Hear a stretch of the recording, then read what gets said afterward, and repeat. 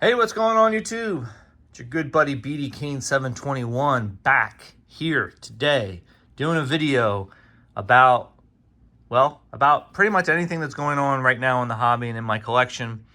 I've got a giveaway happening on my channel. If you haven't seen the video, there's a link below to it, basically asking you to do a VR at answering a simple question, subscribing to my channel, liking my video, all that good stuff so I can get you properly entered into the giveaway. Go check it out. I hope you can enter.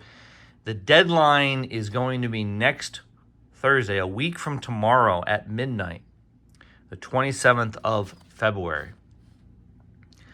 And then on the 28th of February, Friday of next week, I am going to go live to pick the winners. First place prize is a $50 gift card to eBay, so pretty decent prize. And then there's going to be a few other things I'm going to give away, most likely cards in my collection that I want to get into the hands of other people. So please go check it out.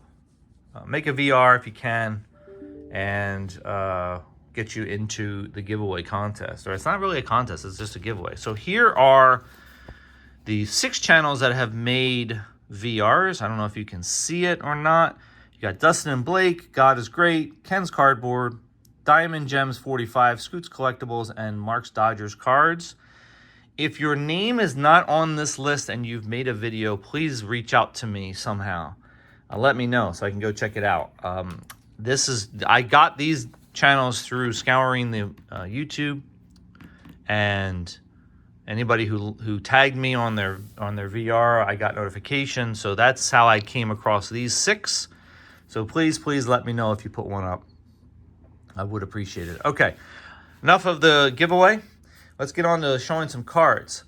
I'm going to be doing a PSA pre-submission review today. I've got 7 cards that I'm going to be submitting to PSA. I'm going to Long Beach Expo on Friday of this week. It's one of my favorite shows to go to, even though it's not really focused on sports cards. It's more or less focused on coins and other types of collectibles. But they have been having more and more sports card tables there, and I think it's getting bigger and bigger. So I'm really looking forward to this one because I missed the last one. They have it like every 3 months, like 3 times a year, I think, every 3 or 4 months. So it's a cool place to go. It's a little bit of a drive for me, but it's, in my opinion, it's worth it. But the main reason why it's worth it is PSA is always there, and I can drop off some cards for submission. So I'm going to be doing that this Friday. I've got 7 cards I'm going to be submitting. Maybe might add another card or 2, but I'll talk about that in a second. The first one is going to be this gift that was given to me by James over at Elite Hunters. If you remember at the National last summer, I had this fantastic conversation with James about vintage versus modern as far as the collecting world goes. And he gifted me a 1958 Willie Mays card, Topps. Obviously, the only Willie Mays card I have. I do have a Willie Mays and Willie McCovey card, the Fence Busters card from 1968, I think. But this is the only Willie Mays card I have, so I was very appreciative of that. And what I want to do is get this into a slab, protect it, put it into my PC that is not for trade or not for sale, and will stay with me for as long as I'm collecting. So wanted to, again, thanks James for that card, for this card. I'm expecting it to be probably a PSA 2. I would be shocked if it was less than a 2, because when I look at things on eBay and their PSA 1s, I feel like this card looks a lot better than those. But then again, I'm a novice when it comes to vintage, especially with vintage grading. So I wouldn't be surprised if it's a 1, I guess. I'm just hoping it's more of a 2. This card is one I've had since I was a kid, and you all are going to recognize it as soon as you see it, because it's an iconic card in the hobby, not for value, but for just what it represented back in the junk wax era, and that's the 1989 Fleer Billy Ripken. Actually, Bill Ripken, excuse me. This is the scribbled out version. I have 2 of these. These are the only 2 copies I have of any of those cards. I know there's several different error types or several different variations of this card. Obviously, you have the main version, which is the version that has the actual words shown on the bat knob, and then you have the different versions of them trying to cover it up. So this is the only one I have, the only version I have, and I have 2 of these. It's a scribbled, like I said, it's a scribbled out version, so I'm going to get that graded and just for fun, see what it comes back at. Some of these can go for pretty high dollar amounts. Not this particular version, I don't think, but I'm expecting more of a 8 on that, but that'll be fun to see it graded. Okay, then I got a bunch of cards that I want to put into what I call my trade box, which is the case of cards that I take to shows. One is this 2019 Heritage All-Star Rookie Cup of Shohei Ohtani, just a base card. As you see, it's got the green sticker on it, which means I looked at it a while back about grading and gave it a green sticker, which means I'm willing to grade it. Probably a 9, but hoping for a 10. We've got a Max Fried rookie auto from Topps Chrome, 2018. I've had this for a while. I pulled this out of a box back then. I've been holding on to it, thinking that he might turn out to be a decent pitcher, but now that he's on the Yankees, I'm thinking that might be a more marketable card. I've got this Tim Raines, Hall of Famer Tim Raines, gold auto from Topps Chrome Black from 2021. This was actually encapsulated when I received it.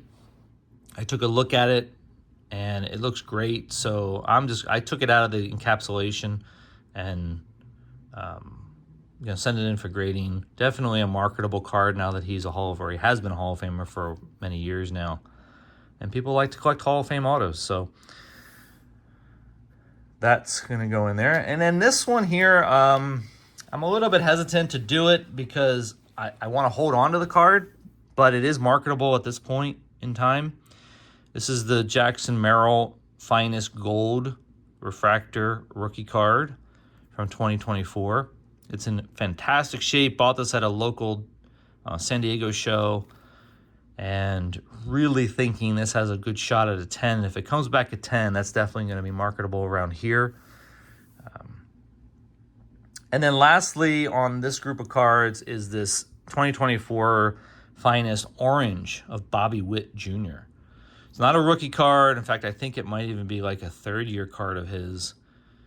But the thing I like about this, number one, it's the orange version, number 25, but it's also number 1 of 25. And I know there's a lot of people out there that like to collect the first serial numbered card in a run, especially on cards that are low numbered like this. So I'm thinking that if I could get a really strong grade on this, that somebody out there would like to get their hands on it. And it's of a pretty darn good player who has a lot of potential. All right. Lastly, just going to show you a couple cards I got in the mail for my Manny Machado PC. I'm really happy about these 2 cards in particular. I've mentioned before on videos that I am friends with a Manny Machado super collector. For those of you who think I'm a super collector, this guy blows me out of the water. And he has an unbelievable Manny Machado collection. He started doing it back when Manny was with the Orioles in, 2012, 2013 timeframe. And he's been a huge fan of Manny ever since, even though he's now with the Padres, of course. He still collects a lot of Manny cards. And every once in a while, he'll contact me and say, hey, I'm trying to thin out my collection a little bit, raise some money for some other things for the collection. So here are some cards that are available. And most likely, 99% of the time, they're cards that I don't even have or typically don't find. So I'm always happy to get that text or that message from him because I know I'm going to get something great from my Manny collection. First one that came is this 2020 Topps Chrome Sapphire Orange of Manny. I don't even believe I have the base of this in my collection. So there's a lot. Again, I may be a super collector to some of you out there of Manny, but there's many cards that I don't have in the collection that I really should. So this is a good example. I don't have the 2020 Topps Chrome Sapphire. Sapphire being one of the more popular products out there these days, and I don't have one of them from this year. This is an orange number to 25, 16 to 25, and it is in great shape.